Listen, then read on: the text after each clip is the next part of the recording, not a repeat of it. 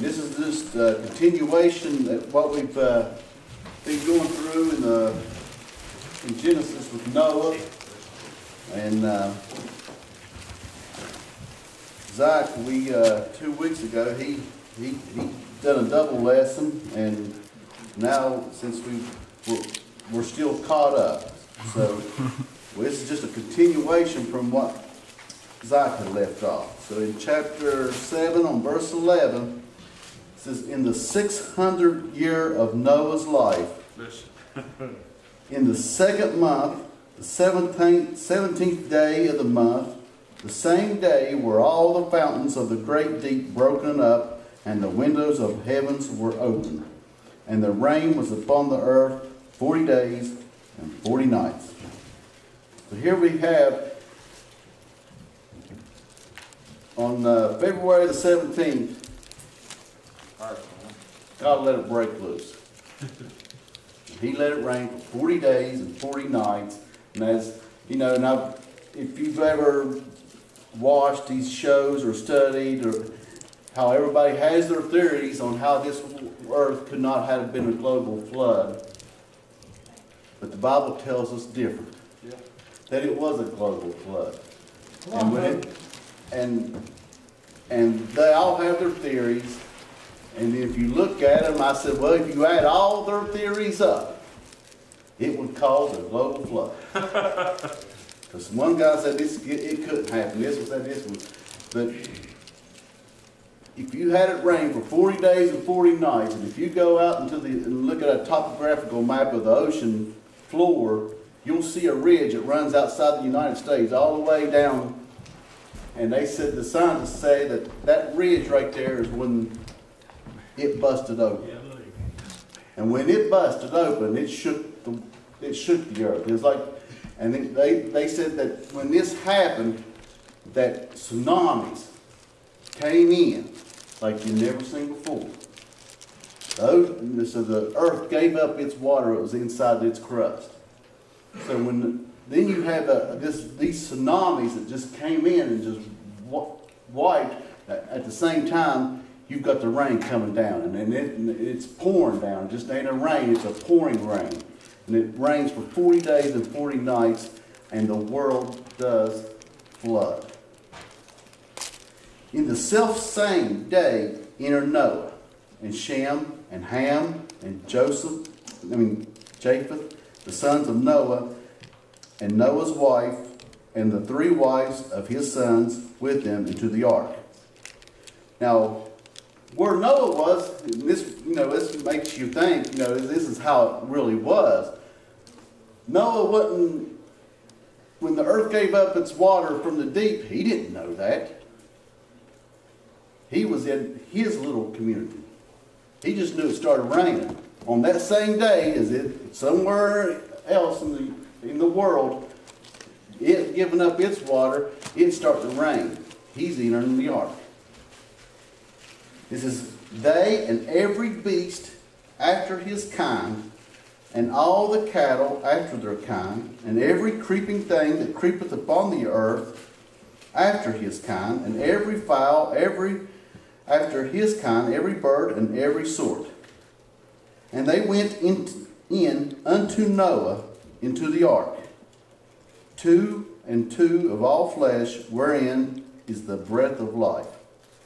So everything in this world that could breathe, that Lord blessed and gave breath to, came into the ark. Noah couldn't gather these on his own. God told him to go. Those animals was on their journey from a far before. This is set. They were probably on their journey months before to make it to where Noah was. Noah you just don't. This doesn't happen on its own. For the world to be a world flood, those animals had to start traveling. Yeah. They knew where they was going because God was telling them where to go. That's like us. If God's telling you to go somewhere, we need to go. Sometimes He may have you go so far that you're not comfortable with. It's not in your comfort zone, but it's where you need to be because that's what He's telling you to do. He wants you to go. But they went into Noah. And they that went in male and female, of all flesh, as God had commanded him, and the Lord shut him in. And I want to stop right there. Noah didn't shut the door. God shut the door. You're right. Now, as we look back, Zach gave us the dimensions of that ark. Well, that ark was 450 feet long, 75 feet wide, 45 feet high. It was 3 stories, 95,700 square foot on one floor. So now you've got 1,400,000 square foot. The gross tonnage on this ship was 13,960 pounds. Now, Ronnie, I'm pretty sure Dad told me you controlled what went out of Hobart as far as the car rails. How many car rails is normally comes out of Hobart, like on one train? 120.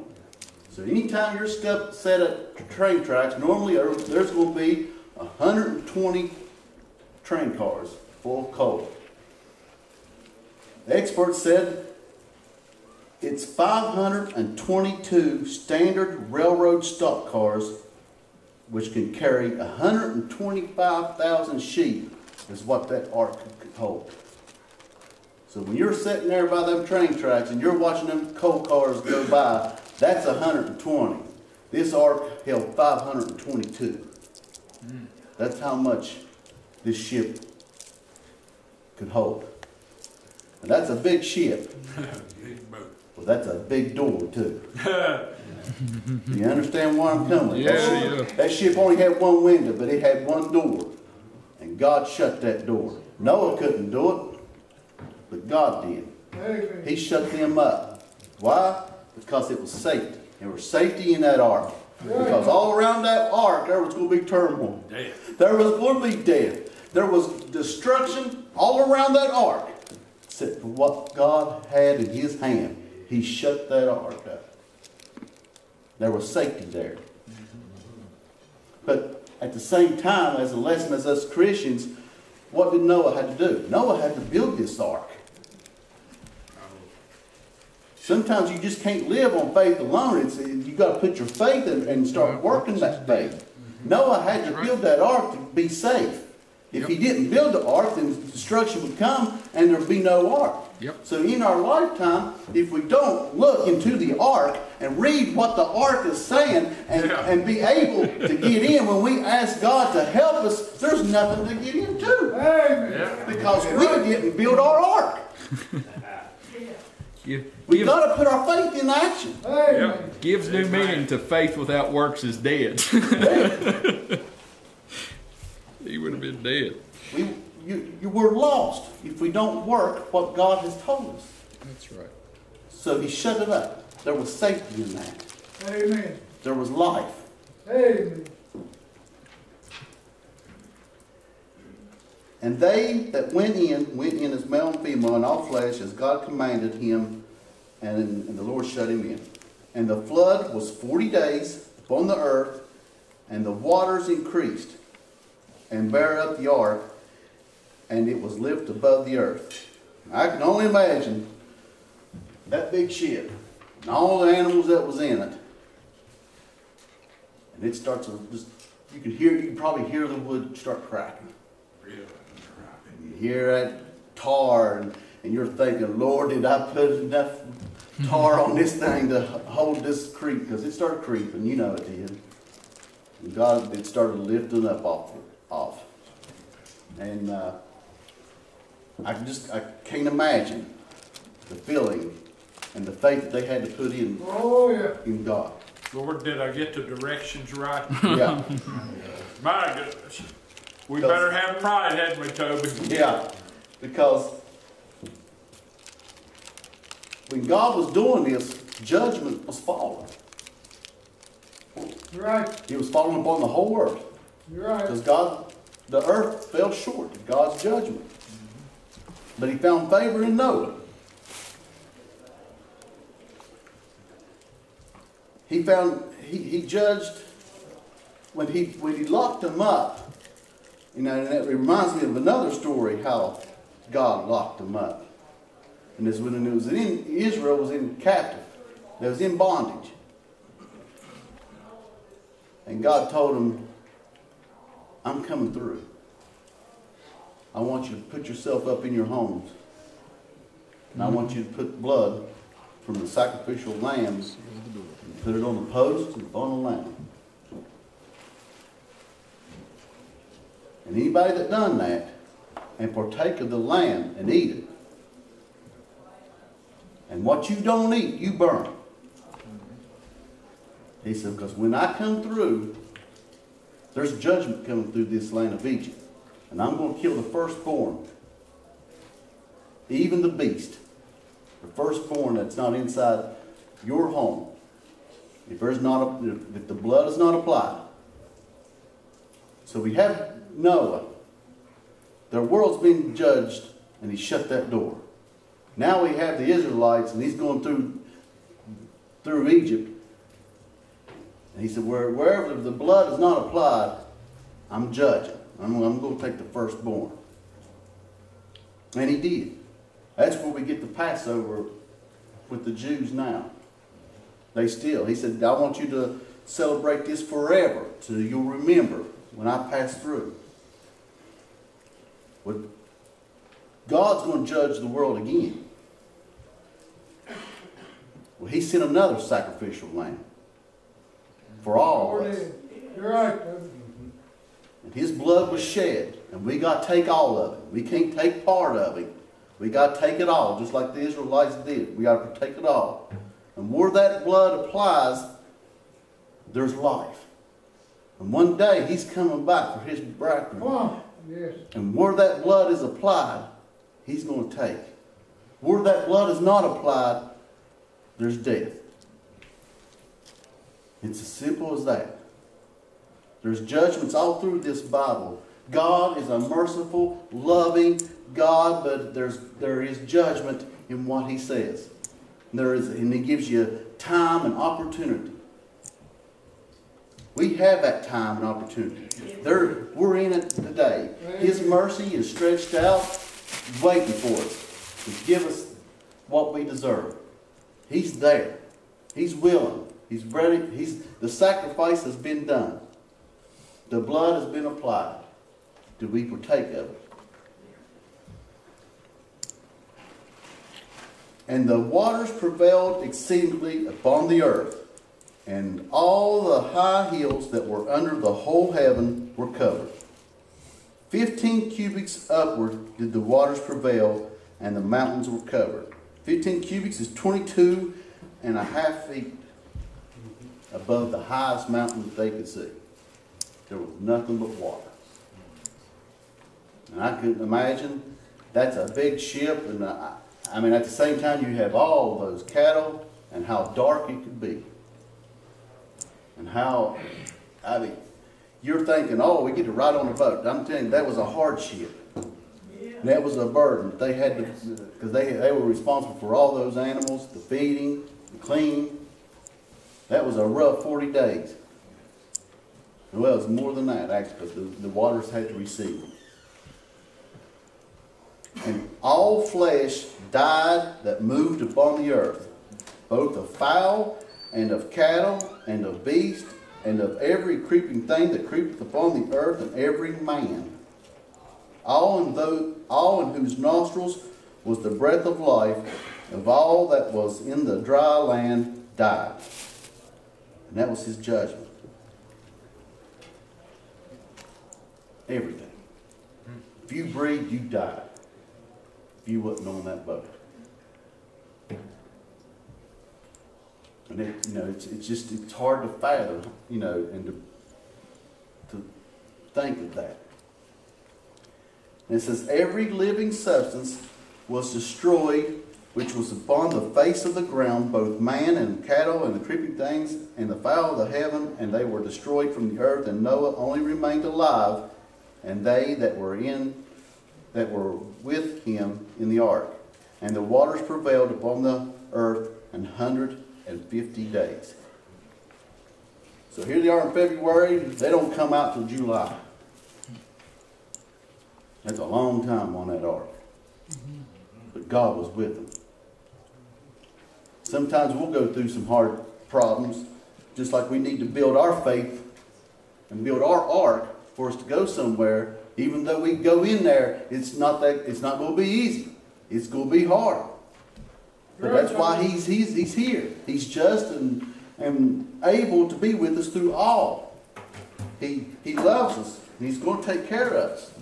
But that's where your faith comes, to build that refuge, because he won't leave or forsake you. Amen. And then when we start doubting, that's when the devil comes in. When we start doubting. Oh, yeah. And when we start doubting, usually I can imagine, at the beginning, Noah probably felt a little whoo. And then, it started floating. It was all right. We're good. But then as days go on, whoo, this ain't easy. How long are we going to be put in here? I can imagine, if it's the weather. Can you imagine July weather in an ark of that size? One window. Think about it. Dog and cattle. All the animals. You can imagine doubt coming in like, whoo. But he was alive. We find doubt can hit any Christian. I don't care how strong you are. Doubt can hit you. And then the first person that comes to mind is John the Baptist. Here was a man that was leading the way, telling there comes one better than me. He saw him. He come. He professed him. He saw the Holy Spirit come down onto Jesus and remain on him. He went and told people that the Messiah was here. But when he was in prison and Satan beat him up, and he was low, and he started thinking, he ain't heard from Jesus. Did I do right? Did I claim that this man was the right man? Satan started poking him, wanting him to have doubt. Started questioning, did I do what God said? So he sent 2 disciples to go to Jesus. Yeah, check it out. Jesus said, you sit with me. So they sat with Jesus. And he looked at him, teary-eyed. He said, and he told him, he said, you go tell him. Yeah. The poor. Did you see the blind see? Yeah. Yes, come on. See the lame walk? Yeah. You see the lepers cured, clean. Oh, but they're better. The deaf hear. The dead raised. Then he said, and the poor hear the gospel. Yeah. Amen. He was quoting Isaiah. Yep. And he knew, John studied Isaiah. He knew. John was the son of a high priest. He knew. He was taught. Yeah. You can't tell me that a preacher's son don't know the word, whether he takes it or leaves it. He knows. So Jesus said, you go tell him that. Yeah, he knew he'd get that, didn't he? Yeah, he knew he'd get that. Yeah. Prophecy's been told, son, that I've seen. I met Jesus, and what you said is happening right now.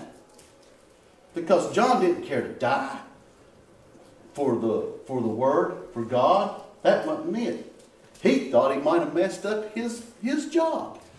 He thought, he said, man, did I do the wrong thing? See, and the devil, and he visually saw it. He audibly heard God's voice. This is my son who I'm well pleased. But the devil can put doubt into you to the very best of us. Amen. To the very best. You're right, Toby. So the young Christians out here today, you stay steadfast. If you start doubting, you come talk to one of us. You don't let loose. Let your roots run deep. Right now they're not deep. And the devil is probably attacking you from every side, every week, every time. Wanting to push you over. Because when the storms come, if the roots ain't deep, what happens? The tree falls. We got to let our roots run deep. Because but the more we study this word, the more we can understand the things that's happening to us. Because if you don't get in this word, if you don't read the story of John the Baptist and say, well, Lord, even John had trouble. I'm no different. I'm not weak. I'm a child of God. I'm one of His. We got to start living with victory instead of defeat. Things that's going to happen in this world that we can't have no effect of. But we got to put our trust and faith in God that He's there. Because we're a victory. We're not defeated. And He loves you. And He wants victory for you today. He wants you to open up this word as a Christian, and He wants you to start building your ark. Because bad times are coming. Each and every one of us. I may be good today, but come Tuesday, something might be knocking on my front door. I may need my ark. I may need Jesus to shut me up in something right now to protect me. I don't know what's coming. But if I'm rooted in this word, I can proclaim it. I can fight the devil with the word. Because that's what it takes to fight the devil. You got to proclaim Jesus and you got to tell him the word. The word he can't stand because he knows it's true. And it's undeniable. And you can't change it, you can't weaken it. It's the rock. That's how we fight. Now we can come here and we can ask for prayer from our brothers and sisters, and I encourage that with all hold honestly. But you got to fight him with the word, and to fight him with the word, you got to know. You got to go to him. That's how he fought him. He said, "It is written." Yeah. So build your ark.